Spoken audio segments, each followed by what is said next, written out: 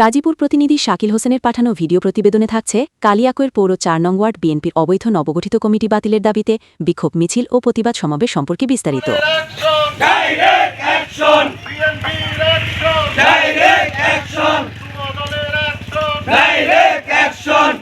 গাজীপুর কালিয়াকৈর উপজেলার বক্তারপুর ৪ নং ওয়ার্ড পৌর বিএনপির নবগঠিত কমিটিতে আওয়ামী লীগের লোক দিয়ে অবৈধ কমিটি গঠনের প্রতিবাদে বিক্ষোভ মিছিল ও প্রতিবাদ সমাবেশের আয়োজন করা হয়। আজ শুক্রবার ৫ সেপ্টেম্বর বিকাল ৪:৩০টায় কালিয়াকৈর বক্তারপুর ৪ নং ওয়ার্ড পৌর বিএনপির নবগঠিত কমিটিতে আওয়ামী লীগের লোক দিয়ে অবৈধ কমিটি গঠনের প্রতিবাদে বিক্ষোভ মিছিল ও প্রতিবাদ সমাবেশ ও একটি বিশাল মিছিল বের হয়।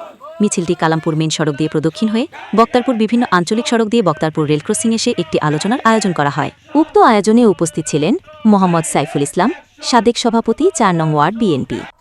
আরও উপস্থিত ছিলেন মিজানুর রহমান শাওন, সভাপতি ৪ নং ওয়ার্ড যুবদল কালিয়াকৈর পৌর, মোহাম্মদ মনসুর আহমেদ, সাবেক যুগ্ম সম্পাদক ৪ নং ওয়ার্ড বিএনপি। অনুষ্ঠানে আরও উপস্থিত ছিলেন মোহাম্মদ ফরহাদ হোসেন, সাধারণ সম্পাদক ৪ নং ওয়ার্ড যুবদল, মোহাম্মদ বায়েজিদ হোসেন, সিনিয়র যুগ্ম সাধারণ সম্পাদক কালিয়াকৈর সরকারি কলেজ ছাত্রদল, মোহাম্মদ জাকির হোসেন, সভাপতি শ্রমিক দল ৪ নং ওয়ার্ড কালিয়াকৈর পৌর এবং মোহাম্মদ সাইফুল ইসলাম, সাবেক প্রচার সম্পাদক ৪ নং ওয়ার্ড বিএনপি। এছাড়াও ছাত্রদলের আরিফ, সাইমন খান, মারুফ, সিয়াম এবং সহযোগী সংগঠনের নেতাকর্মীরাও উপস্থিত ছিলেন।